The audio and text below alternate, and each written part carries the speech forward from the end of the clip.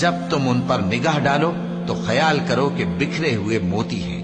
اور بہشت میں جہاں آنکھ اٹھاؤ گے کثرت سے نعمت اور عظیم الشان سلطنت دیکھو گے۔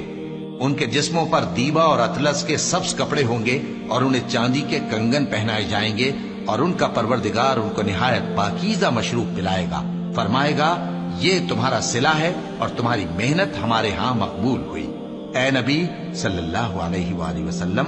ہم نے تم پر قرآن بتدریج نازل کیا ہے، تو اپنے پروردگار کے فیصلے کے لیے انتظار کیے رہو، اور ان لوگوں میں سے کسی بدعمل اور ناشکرے کا کہا نہ ماننا،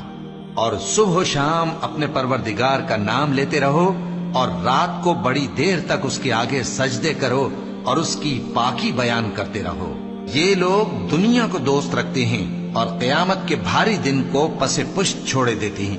ہم نے ان کو پیدا کیا اور ان کے جوڑ جوڑ کو مضبوط